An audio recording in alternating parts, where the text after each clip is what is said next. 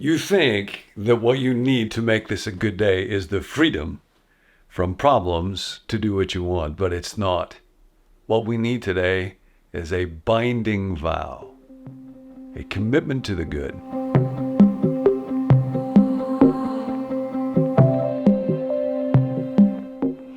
Those of us who live in the fellowship of the withered hand, we're like that man in Jesus' story. We know we do not have the power to do or become the person that God wants us to. We need help.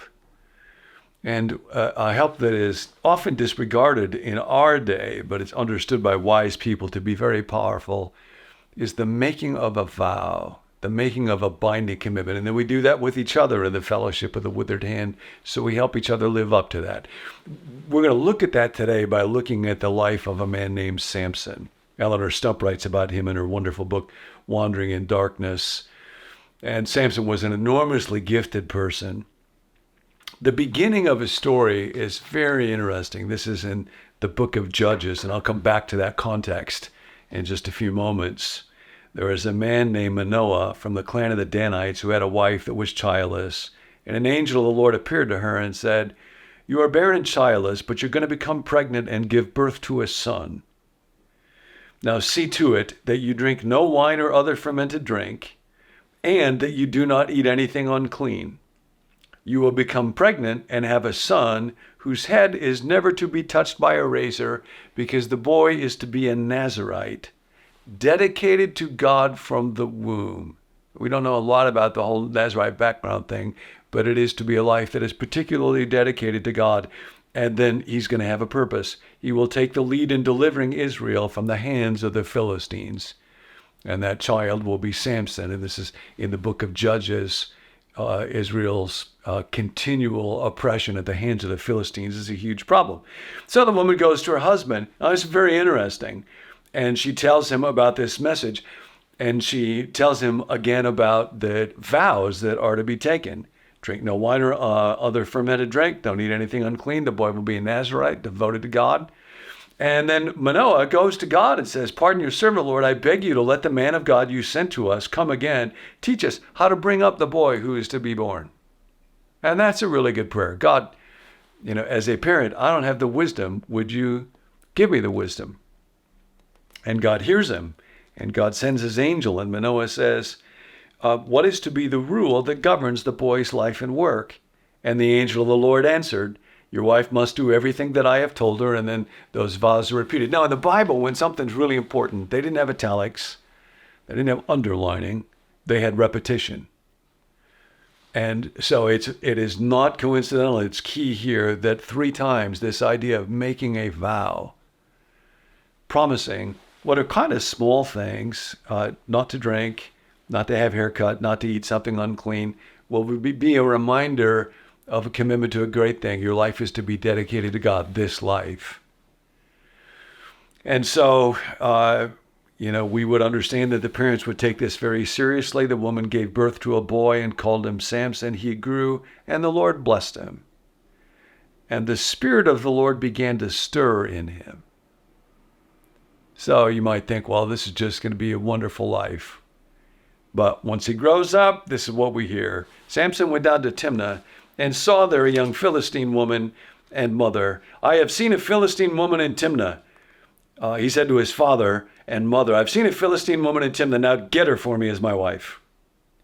His father and mother replied, "Isn't there an acceptable woman for you among all of our people? Must you go to the uncircumcised Philistines for a wife?" They recognize wisdom is needed in the selection of a spouse. And if you go to people who live in idolatry and without the law of Moses, it's going to pull you in a certain direction.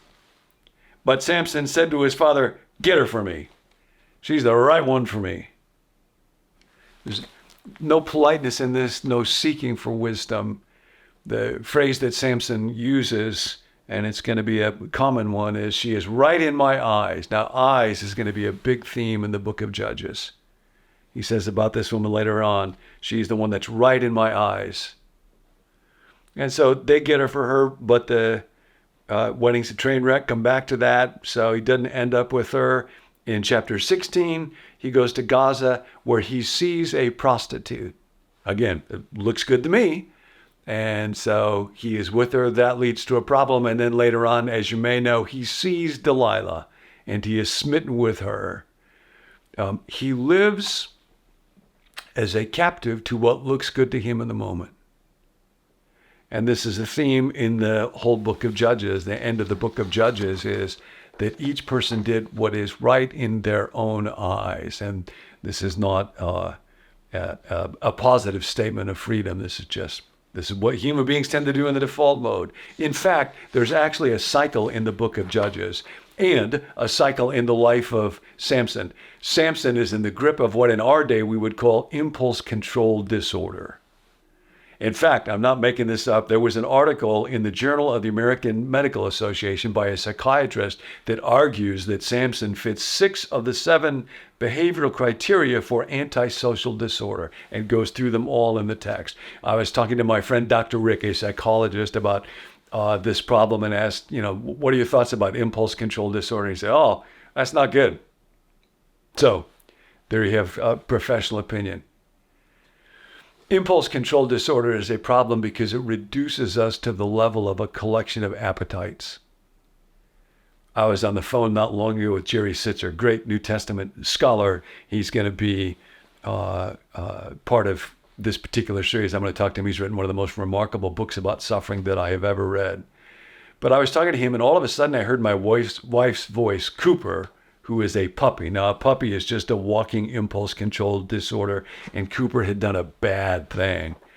And Nancy spoke to him in a very loud voice, which she wanted me to hear, in very non-faith-based language about her displeasure at the bad thing he has done. And of course, Jerry could hear the same thing. It was like, man, glad I'm not Cooper.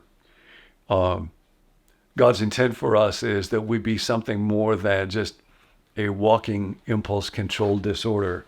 Now, the way that impulse control works, folks who write about it will say you have an impulse and then there's a growing tension. Now, why is there tension? An impulse is a strong desire, but it's not just that. If it was just a desire, but the desire was good, there wouldn't be tension. There's tension because I know that it conflicts with what is best, what is good, what I truly value, the life that I was meant to lead. And that happens in Samson over and over. And then finally, if I give in to the impulse, there's pleasure in action. And then there's relief from the urge, but that's always temporary. And then interestingly, it may or may not lead to guilt. Now, what's interesting is in the book of Judges, this cycle goes on and then it leads to repentance on the part of the people. They cry out to God because they're in pain and suffering from judgment. And then God sends them a judge, a deliverer. And then they experience freedom, but they get complacent, and then they go back to just living under their impulses. So this little cycle, impulse control disorder that takes place in you and me and Samson, is taking place all over in the book of Judges. And so we follow this in the life of Samson. Now it's interesting. He's got just these 3 vows. Remember that you're dedicated to God, to follow God, to love God. Eat nothing unclean. Drink no wine or other fermented drink, and don't let a razor touch the hair of your head. In chapter 14, we're told that Samson turns aside to look at a lion's carcass, and he sees a swarm of bees and some honey, and he scoops to eat it out of the carcass. And he gives some honey to his parents, but he doesn't tell them where he'd taken it from, because he took it from a dead carcass, which would mean that it was unclean. He was eating something unclean. He's already broken his first vow. It just looks good. 3 vows that order his life to remind him of his dedication to God, and he's already broken one. There's a lot going on in the story of Samson. And then when he's going to get married to this woman, he throws a feast to young men, and Old Testament scholar Douglas Stewart notes that the language there used, it takes place for 7 days, connotes that it would be a feast where there is heavy drinking. In other words, now Samson has broken vow number 2, drink no fermented drink. He's down to only one promise that he has made to God, that he was raised to keep. And then, of course, when it comes to the story of Delilah in his life, and we'll come back to that later on, but he finally tells her about that vow with his hair, knowing full well what she is going to do next, and she does. And that final vow is broken, and there is no vow left. And If you know the story that, eyes come back into it, and his own eyes, which have betrayed him. It just looks good in my eyes. It is his eyes that are gouged out. So we'll come back to that, but we live in the fellowship of the withered hand, and what looks good to me, what will make me look good to other people, I just turn into Cooper real quickly. I just want to satisfy my desires. So the invitation today is, make and keep a simple little vow to God. This is an important part of spiritual life. G.K. Chesterton wrote a great book, a great essay years ago on the making of rash vows. He talks about how in our day, we tend to think that freedom means not having any vows, always having an exit strategy, always being able to beat or retreat from anything. But actually, what is noble in human beings is when I'm able to make a vow around something that is good and then able to keep it. He says, a vow is an appointment that a man makes with himself for some distant place or time. And then at the end of the essay, these wonderful words. It is this transfiguring self-discipline that makes the vow a truly sane thing. All around us is the city of small sins. That's where Samson lived, the city of small sins. I want to eat this. I want this sexual experience. His anger burns. I want to take revenge on people. Now, God is able to use Samson in spite of Samson in remarkable ways, but he lives in the city of small sins. We can all end up there, abounding in backways and retreats. But surely sooner or later, the towering flame will rise from the harbor, announcing that the reign of cowards is over and a man is burning his ships. So today, make a vow to God. Could be real simple. Promise that you will read a psalm and think about those thoughts. Or there is somebody to whom you will give a gift. Or there's somebody who is alone someplace and you're going to go visit them. Or you're going to get coffee for people in the office. It could be quite a small thing. Or you're going to clean up the room. Or you're going to make your bed. Or you're going to set things right with another person where there's something wrong. Or you're going to set aside 15 minutes to talk to a spouse or to talk to a friend. Or you're going to set the timer now with your phone to go off maybe 3 times today, and each time that it does, you will say the prayer, your will be done, your will be done. Today, be a keeper of the vow. Stretch out your hand. Hi, I'm Tim. I'm a part of the team here at Become New. Be sure to subscribe so you don't miss any future videos from John. And you can head over to our website, becomenew.com, where John has hundreds more teaching videos just like this one. There you can also subscribe to the email that goes out with each video, or sign up to receive a text alert whenever a new video is released. We wanted to let you know John's releasing a new book this February called Steps, and it's based on the series that we did here at Become New a few years ago called Ashes to Beauty. I'm sure some of you remember it.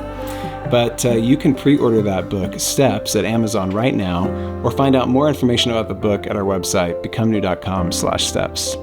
Also, if you've got a prayer request, we would love to pray for you. You can text it to us at 855-888-0444, or email it to us at connect@becomenew.com. Thanks for joining us. We'll see you next time.